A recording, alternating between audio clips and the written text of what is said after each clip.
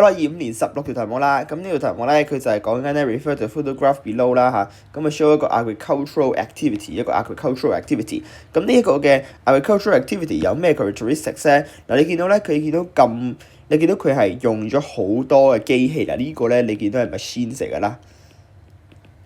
OK， 呢個其實係一個 machine 嚟嘅，然之後咧你見到 machines 啦，係咪？咁所以咧 energy input 一定高，因為呢啲要用電㗎嘛。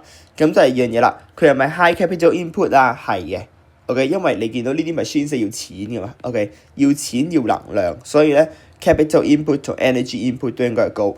第三個係咪 specialization 啊？你見到咧 specialization 即係指咧佢係種死一樣嘢喺一個田嗰度。你見到咧呢個田咧全部都係種呢樣嘢。OK， 見唔見到？咁所以咧變相咧呢一個咧係一個 specialization 嚟嘅，係一個 specialization。咁但係咧，如果你所以咧答案應該全部答係 D dot。咁但係如果進一步問啦，咁如果佢要問你一個 classification 嘅話咧，呢個好明顯係一個 high tech 嘅 farming 啦。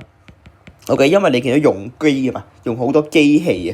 咁第二個啦，佢係一個 intensive 定一個 extensive farming 咧？你見到就係一個咁大嘅農田，淨係得呢一部機。冇其他人啊，冇其他咩，你見到人都冇過，咁呢一個咧，我哋會認為佢係一個 extensive farming 咯。OK， 佢一個 extensive farming， 而佢一個 high tech 嘅 farming 嚟嘅。